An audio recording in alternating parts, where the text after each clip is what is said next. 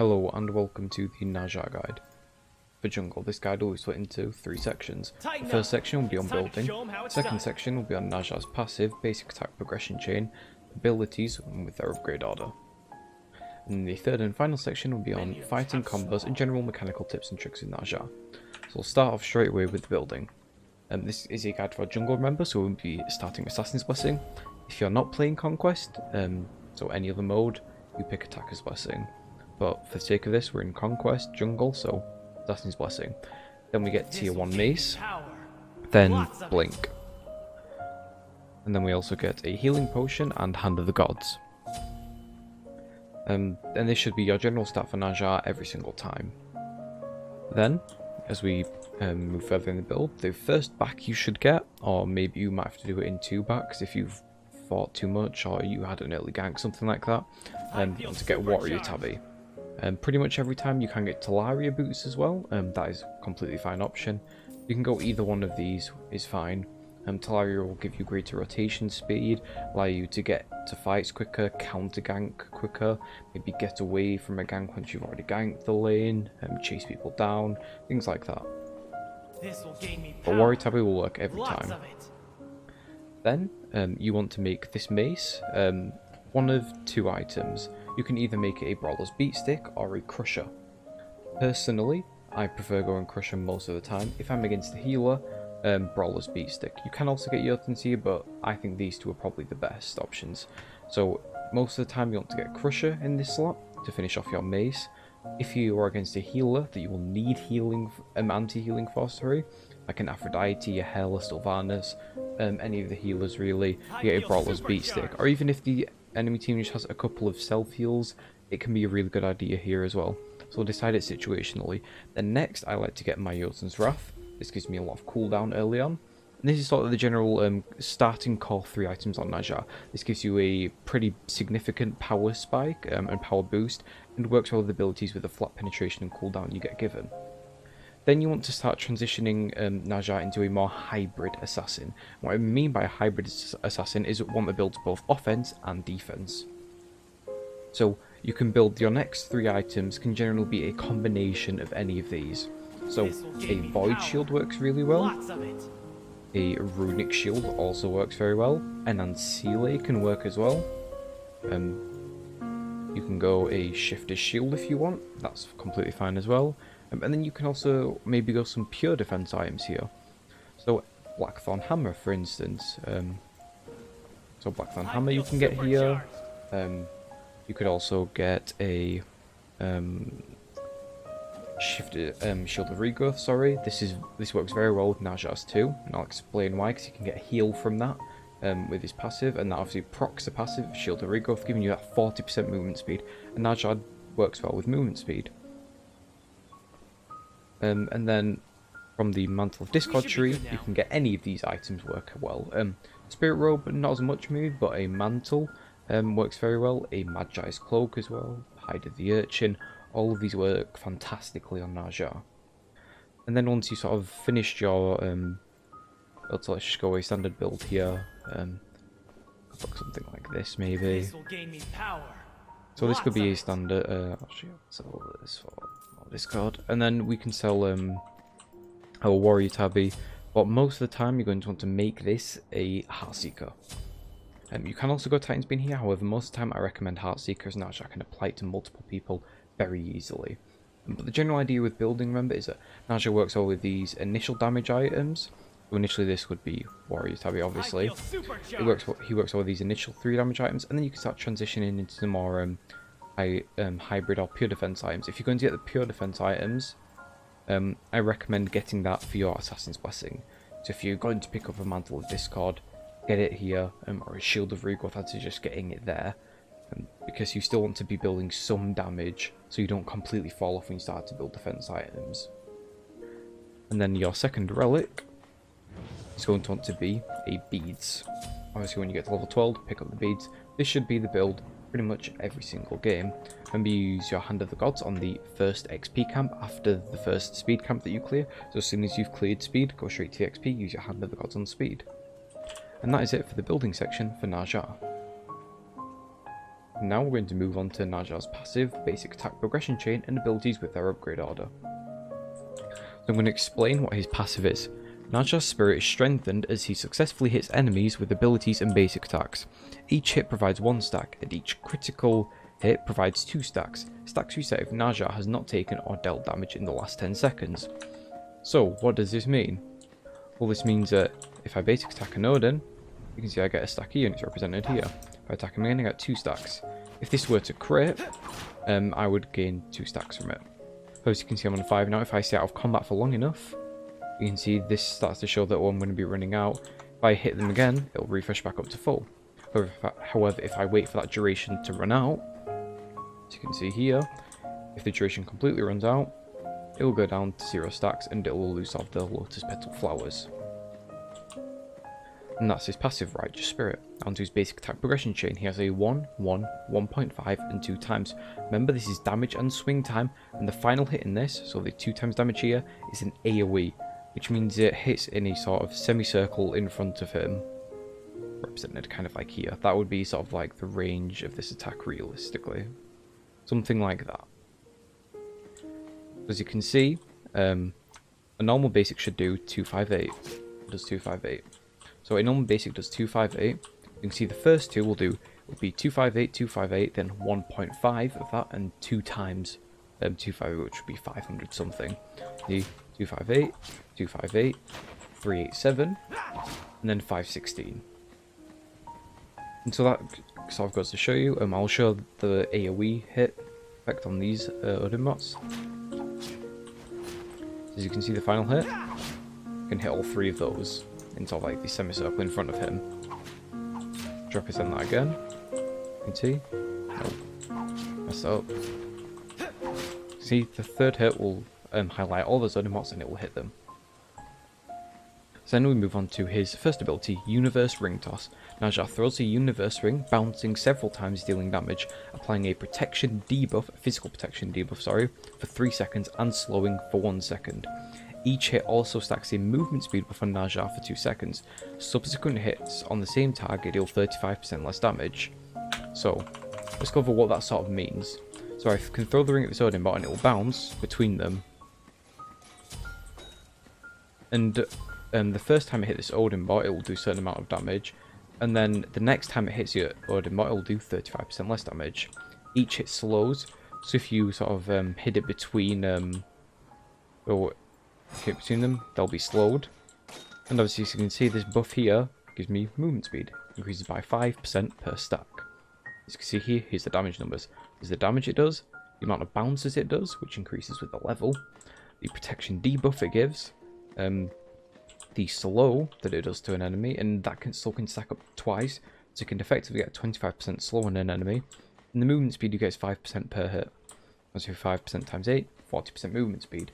Again, quite a lot of movement speed. Ne Zha works well with movement speed. Then we'll get on to his second ability, Flaming Spear. Ne Zha empowers himself with the fighting spirit, igniting his spear for increased attack speed and critical strike chance for a short duration. Upon activation, Ne Zha is healed depending on how many stacks he currently has in the form of his passive ability, Righteous Spirit. So I'm just going to go and take some damage here from the Fire Giant. Just try and keep up. I'll show this damage just so you can see that, like, the heal effect of it, sort of. So obviously when I activate this, it will give me attack speed, 55%. It will give me critical chance, 15%. The duration will last for 6 seconds. And the heal per passive stack is 0.75 seconds. So the only thing that scales with this ability is the duration and the attack speed given. If I were to hit these Odin bots a few times, the 1 also stacks this. And basically every time you hit an enemy, not just basics. Then we use a 2 to get a heal, about 300 heal. So, that's Flaming Spear. Obviously, actually, as you can see when I activate it, as you can see, I can crit even though I have no crit in my build. So on to Ne Zha's 3, Armillary Sash. Ne Zha throws out his Armillary Sash, hitting the first enemy god in his path. The target is stunned as Ne Zha yanks himself towards the target, dealing a powerful blow to all enemies in the area he arrives at. This ability can critically hit. As you can see, if I were to have 2 Odin bots in a line here, it will only hit the first one. It has the same duration stun in it, no matter where you are. So if I'm right next to him, you can see I have sort of a travel time there of 1 second. Even if I was at max range here, it will still have the duration of 1 second. And something to note about this ability is it is not affected by diminishing returns. It used to be, but it's not anymore. What is diminishing returns? I've explained it in other videos. You hit someone with a form of hard TC, so a stun for instance in this case, they'll get a stack of diminishing returns.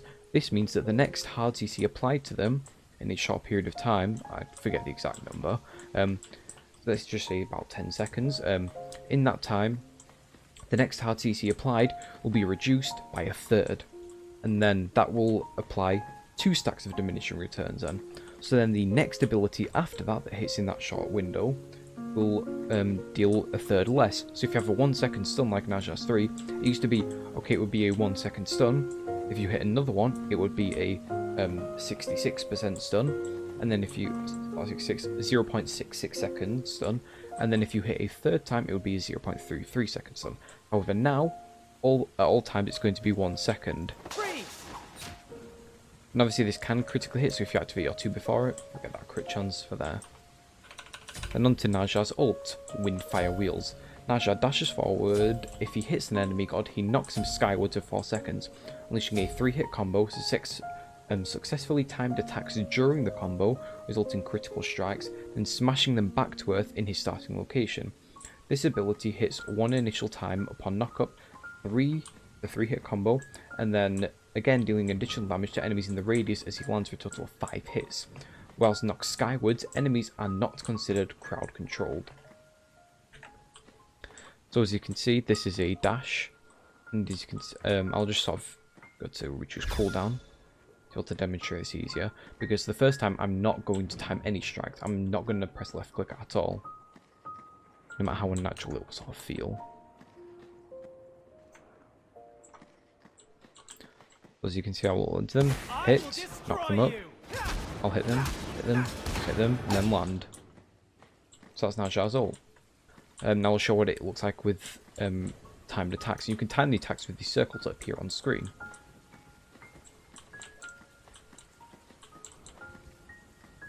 Go ahead into him. You can see whenever it says attack there, whenever the full petals reach, like whenever the sort of circle is completely surrounded by petals and it says attack, that's when you left click. Pretty simple. And as you can see, if I do the ult very close to someone, I will destroy you. I will land exactly in the same spot. I'll land directly below. Now, if I were to hit from max range, as you can see, I will dash all the way backwards when I land. I'll demonstrate that now. Are you afraid of heights? You can see I dashed all the way back here. And then now I'll finally explain the ability upgrade order on Ne Zha. So the ability upgrade order generally on Ne Zha is 4, 1, 2, 3. As you can see, 4, 1, 2, 3. This means that whenever you have a point available in your ult, you pick it up. Whenever you have a point available in your 1, you pick it up. If you have a point available to put in your 4, you do it. If you can't, you do your 1. If you can't do your 1, you do your 2. If you can't do your 2, you do your 3. So, what this looks like is at level 1 you get your 1. Then at level 2 you can either get your 2 or your 3, depending on if you think you can get a kill with your 3 in mid, maybe, you can pick that up. Otherwise, you can pick up your 2 for a safe option. And then you want to put another point into your 1. Then at level 4, point into your 2. And level 5, a point into your ult, because you can finally put a point into it. Now here, I can't put a point into my ult, so I'll put a point into my 1. And I keep doing that until, okay, I can't put a point in my ult or my 1, then onto the 2. I go in again, I can finally put a point in my ult, I do that. Put a point in my 1, and as you can see, I'll just do my 2 for the rest. Ult whenever I can. And then 3, obviously ult whenever I can. And you finish up with the 3. So when you're making a decision, just know the priority is your ult. If you can't do your ult, do your 1. You can't do your 1, you do your 2. If you can't do your 2, you do your 3. And that is Ne Zha's passive, basic attack progression chain, and abilities with their upgrade order. We will now move on to fighting combos and general mechanical tips and tricks in Ne Zha. So Ne Zha's role again is as a hybrid assassin. He has both defense and offense, with health as well. So he's similar to Sir Ket in this regard because you build Sir Ket the same way. He provides good aura and item effect applications. What do I mean by that? Well, the auras of Void Shield he can apply because he's supposed to be close to the enemies. That's why he works so well with movement speed, and his kit lends to this. His 3 allows him to literally chase down an enemy. His 1 allows him to slow enemies and be faster to catch up to them. Chase potential and also setup, which we'll get into. But so he can apply these auras very effectively. And then his 1, because it bounces between so many enemies, and you only have to hit 1, you can apply the Brawler's Beatstick passive, which is an item effect. And he also has some of the best setup and relic burning abilities, which we'll get into. But so we'll cover the sort of application of Brawler's Beatstick with his 1. It also applies Crusher as well, and Heartseeker, which is why I do recommend picking up Heartseeker on him. This will gain me power. Lots of it. So his 1 has many uses. It's one of the most versatile abilities in the game for what you need to do. It's good for chasing because it can slow them. It's good to escape enemies because it can speed you up. It can set up enemies for your team to kill by slowing them. It can peel for your teammates by slowing the enemies. It can apply item effects, and it can apply poke to multiple enemies that are even somewhat spread out. As long as they are close enough, these Odin bots, a lot of people might classify them as spread out enough as to where, say, a single AoE ability will only generally get 1 tick on those. Say if you had an Anubis 3 down here, or a Poseidon 3, it might get 1 tick on both of them before they just walk out of it. But Ne Zha Ring, once it's bounced to one of them, it will keep bouncing between them unless they spread out enough. And a tip with hitting the 1 around objective fights is if there's any enemy close to the Gold Fury, there is no point trying to hit a juking enemy that's here. There's no point. If enemies are juking around here, there's no point trying to hit them. Why bother? Just hit the Gold Fury and it'll bounce to them. It can bounce off objectives, so it can bounce off Gold Fury and Fire Giant. It won't bounce off towers and phoenixes. So there's no point in trying to hit an enemy that's juking. Make life easier for yourself. Hit it off that, or hit it off a jungle camp even. If you're walking past a jungle buff, and let's pretend there's an enemy chasing me, if I just quickly throw it like, I missed that. If I just quickly flick it to the left and throw it at the camp, it will bounce between the camp, but if an enemy's there, it will also bounce to them. It will slow them, and I will get movement speed off the bouncers to get away from the enemy. And so let's get into sort of Ne Zha's early game, and I'll just sort of change the build to represent what an early game Ne Zha would look like. You'd have your Assassin's Blessing, you'd have your Warrior Tabby, like the Assassin's Blessing. So let's say it's around this point. We'll say the level here is about, let's just say, we'll say you're level 12 by this point. Just so you can have both relics. It doesn't really matter the level. It's not important. What is important though is sort of the position we're in the build. So, your ult early game, you want to use it for kill potential. It'll do a lot of damage because you've gone pure damage so far, and it's ability based damage, meaning that it has power and flat penetration behind it, with obviously cooldown. So you're synergizing with abilities. And so your ult here will do a lot of damage for its level. Yeah, I take them from here. You can see 166 per, which will sort of equal out to about 470, 480-ish. Yeah. Maybe even more. Do maths correctly. About 485, maybe 490, something like that. And that is just in the 3 hits. Obviously it does the initial damage, which is 180. Sorry, 185, let's say. So obviously adding those two together, you're getting close to 300 of that. Add that up to the 400, it's doing well over 700 damage in the ult. Which also, you can use your ult for insane setup, especially late game, which is what it's best used at. maybe picking someone off a fight, stopping them from channeling an ability. If say an enemy sort of comes out of position, you can keep them in that out position by providing great setup when they land. This is why Ne Zha works really well with mages such as Rakul, Poseidon, and Scylla, to name a few. Gods that can time their big damaging ults for when the target lands, and also guarantee the kill, pretty much. But any mage that has really good follow-up will work very well with Ne Zha. Let's get to level 20. So a mechanical sort of trick you can do to sort of guarantee that your 3 doesn't just do 1 piece of damage, it does 2, basically. It will do 2 hits. Is once you've left click to do your 3, just keep holding the left mouse button. You'll get 2 hits off very quickly. Obviously you'll get the hit off from the 3, which is represented in the orange number, then the white number, which represents the basic attack. It's very quick. That's why you can build Hydras on Ne Zha. But personally, I don't like it over going these mazes with their penetration and then sort of going the rest of the build as hybrid. I think that provides a much better early game power spike and into sort of a late game kind of bruisery style almost that wants to apply auras, it wants to set up for your team. And again, your 3 is great setup. It's a 1-second stun. There will always be a 1-second stun. And it's fairly easy to hit. And it also, whilst you're in your 3, you have what are called immunity frames. So whilst you're in your 3, you are immune to an enemy sort of hitting you. You're untargetable, and kind of like undamageable in a way. So if someone were to fire, say, a Kukulkan ult through, like, at you, so if the Kukulkan was firing it from the opposite side, it's Odin, and I was using my 3, I could immune that ult. The damage wouldn't hit me because I was in my 3. I was immune whilst doing that. Now that means that, say, a Sir Kettle on you that does dot damage that's already been applied to you, if you go into your 3, it won't immune that damage, but it will immune incoming damage and incoming CC. So you can't be sort of newly damaged or newly CC'd whilst in your 3.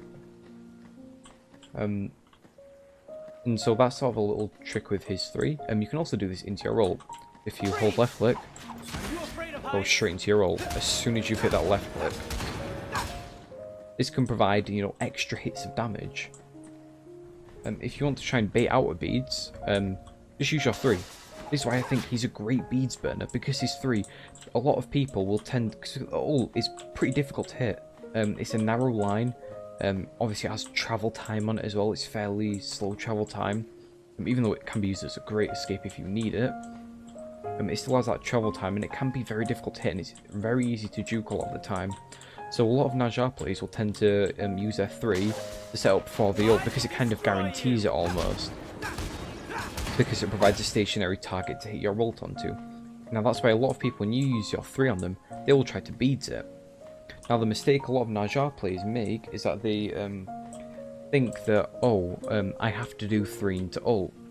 Well, you don't. Just use your 3 to try and see if you can bait out with beads. Good players won't beads. They'll wait to see your ult go off or hear it go off, and then they'll beads it. But that's just sort of a tip to try and burn their beads to make this easier for you. And if someone is like, if you think they might be looking to beads it, just instantly ult into them. Don't even bother left clicking. Like, if you think they could become CC immune after your 3 is finished, because there is a very short window after your 3 where you do that basic attack where they aren't under CC, and they can maybe use, like, a Chonga or 2 there, and that will just give them immunity for the ult afterwards. So there was a very short window there where you could see that he wasn't under any CC. And now a Ne Zha who's spamming her too, for instance, would be able to get that off, and then obviously immune your ult.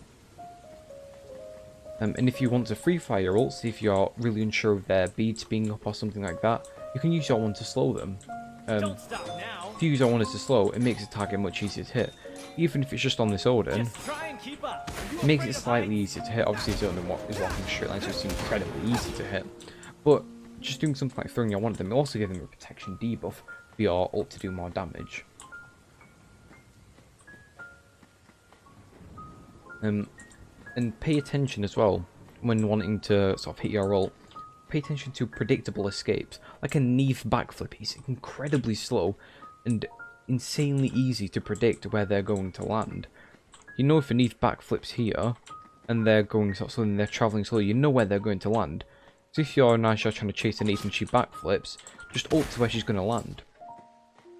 And if you do that, you'll hit her as soon as she lands, and then get a guaranteed ult. Look for opportunities like that to get a guaranteed ult off. It can be difficult to hit, and if you aren't great at, say, predicting or timing these things, do those to make life easy for yourself. And then sort of Ne Zha's general playstyle again is as a hybrid assassin. You want to get into the enemy backline and just be a massive nuisance.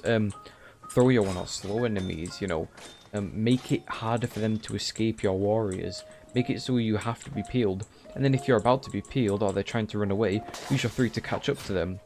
Like, if there was a guardian in between me and the Sodin, and I somehow managed to position myself, say the warrior came in the other side, and the guardian had to suddenly distract away from them, and this backline decided to try and run away, I can just sash straight to them. Or even I could, if I was confident enough, I could just ult straight towards them. Nothing teamfights is a good thing to do is to try and look not only for easy to hit ults, but ults from max distance. A max distance Ne Zha ult will be much safer for you to do. Because if you're going to be landing on the same spot, this means that you and that enemy are both, like, both teams know where you're going to land there. They know you're going to be landing on the exact same spot, so if you are both basically set up for set up, you know? You're both setting up yourselves, kind of. And so that's why I recommend, you know, if you can, hit it from max distance. Because then, you'll be in one spot and the enemy will be in another. And obviously that dash backwards is incredibly quick, and it will throw most people off where exactly you're going to land, because it's harder to predict. For instance, if I was to fire this ult halfway in the dash, I'm still going to travel backwards, but it's not going to be anywhere near as far. But I still travel backwards, and in this sort of area, it's harder to predict where you're going to land. And so these are the general sort of playstyle tips as a Ne Zha. You kind of want to play as a warrior that does more damage and is slightly less tanky almost. Be a massive disruption, apply item effects, you can cut off people's channeling abilities, your 3, your ult, and you can get immunity from certain abilities, bait out things, burn beads. These types of things is what Ne Zha excels at. And so that is it for the Ne Zha guide. I'll just finally show you sort of how much damage he will do late game with a full sort of build. Just get a Void Shield, and let's see, get an Unsealy here. Something you want to know as well is try not to get 40% CDI, you want about 30%, because remember the Power Potion gives you that 10%. Then here I might look to have a Blackthorn Hammer, maybe a Hide the Urchin here, something like that. Then I will finish up with a Heartseeker, as always. Lots of it. And then I'm just going to show you sort of I can actually show you the backflip thing that I was talking about. Because I'm pretty sure this needs to show backflip, yeah. So see, lands dead. And that's sort of the playstyles. Now I'll show you one more time with sort of a ult combo, if you will. Actually, I'm actually going to show you something fun. If you want to go crit, which I don't recommend unless you're playing like an arena or something like that. And if you're doing that, that's fine. If you just want to go crit and watch the world, then basically, you could do something like this. Are you afraid of heights? And they're going to die every single time. Now that can obviously, you know, be fun to do or whatever, but I don't recommend that for Conquest because people can pick up anti-crit quite easily, you're incredibly squishy, and again, it's easy to predict where a Ne Zha is going to be landing, and that's why you want to build those tankier items. But that is it, finally, for the Ne Zha guide. I hope you enjoyed, I hope you learned something, and I'll see you in the next one. Thanks for watching.